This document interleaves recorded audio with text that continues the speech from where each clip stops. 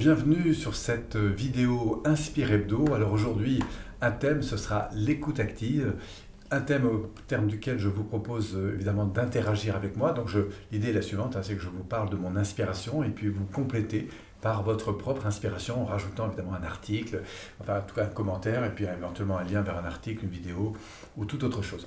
Voilà, donc aujourd'hui Inspire Hebdo vous propose le thème de l'écoute active. Alors qu'est-ce que m'inspire l'écoute active? Alors déjà l'écoute, je pense que c'est quelque chose d'essentiel parce que c'est grâce à l'écoute qu'on va pouvoir d'abord cerner le monde, écouter des gens, interagir avec eux, notamment quand on est parfois un petit peu en difficulté de relation. Je pense que c'est la qualité la plus grande à développer.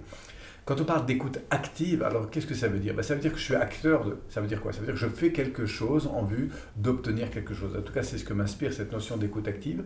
Et pour ça, si je reviens à ma pratique, ce que j'ai envie de dire par rapport à ça, c'est qu'il y a peut-être trois formes importantes comme ça qui ont, pour moi, influencé ma vie dans l'écoute. La première, c'est la capacité, je me suis rendu compte à quel point c'était important, eh bien, de donner du feedback non verbal à la personne que j'écoute. C'est-à-dire, vous savez, c'est ces petits propos de type « ok, d'accord, ah oui, tiens, qu'est-ce que tu as dit ?» Bref, de montrer non verbalement que je suis bien en train de réceptionner l'information que la personne me donne. Et puis après, il y a une deuxième technique aussi qui m'a beaucoup aidé dans mon travail, à la fois professionnel, mais aussi dans ma vie de tous les jours, eh bien, c'est la capacité à relancer, à obtenir plus d'informations. Un peu comme si j'allais cliquer sur un mot pour découvrir sur ce qu'elle a dit ou ce que la personne avait fait, et bien, ce qu'elle veut préciser derrière. Donc, c'est à la fois de la reprise de ce qu'elle dit et en même temps l'inviter à en donner davantage. Ça peut donner des choses du type, quand tu dis ça, ok, d'accord, très bien. Ah tiens, tu as dit telle chose. Ou alors la personne me dit par exemple, bah tiens, hier soir on a passé une soirée sympa, on était au restaurant avec des amis. C'est vrai que je peux aller cliquer sur le mot soirée sympa. Et derrière ça, la personne va rebondir. Quand tu dis avec des amis, elle va rebondir. Quand tu dis... enfin bref, voilà, vous avez compris. Et donc l'idée, c'est d'obtenir plus de précision et surtout plus d'informations. En tout cas, ça, c'est une deuxième technique qui m'a beaucoup servi dans l'écoute active. Et puis il y a une dernière, c'est peut-être la plus importante. C'est la capacité à reprendre au fond ce que la personne dit et surtout ce qu'elle ressent. Vous savez que quand une personne défend une idée, ce n'est pas l'idée qu'elle défend, c'est souvent le sentiment qui est derrière. Et que le plus important, parce que c'est l'acte pour moi fondamental et c'est la finalité d'une bonne écoute, c'est la considération que je vais apporter à la personne. Et la meilleure façon de la considérer, c'est de reprendre avec succès peut-être ce qu'elle cherche à affirmer. Et ça va être d'autant plus important que je ne suis pas forcément toujours d'accord avec ce que la personne dit.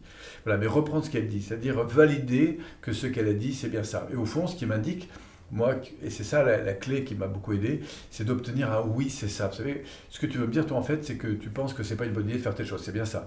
Oui, c'est ça. Vous voyez, c'est le fameux oui, c'est ça. Alors, il y a plein de façons de le faire, ça demande un peu d'entraînement. Mais en tout cas, c'est une technique simple qui m'a énormément aidé dans beaucoup de cas.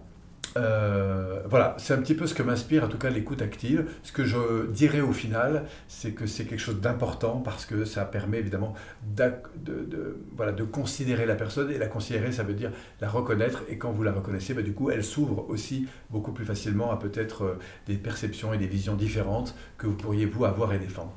Voilà. C'était en tout cas mon inspiration. J'aimerais bien voir la vôtre sur l'écoute, ce qu'on avait fait, comment vous avez ressenti ça, est-ce que ça a été facile pour vous, quelles sont les difficultés ou les facilités que vous avez rencontrées. Pour ça, indiquez encore une fois à la fin, sous cette vidéo, peut-être un commentaire avec un lien, peut-être sur un article, une vidéo, peut-être un site internet. Et puis surtout, voilà, de comprendre que c'est ça qui fait la richesse du concept, interagir ensemble, partager nos inspirations. On se retrouve en tout cas la semaine prochaine pour une nouvelle, et on approchera, vous allez voir bientôt la fin, vidéo de cette longue série. Sinon, vous pourrez toujours retrouver les précédentes. Merci à vous en tout cas de nous avoir suivis. Vous êtes nombreux chaque semaine à nous faire part de vos commentaires, de vos réactions, et ça c'est vraiment chouette.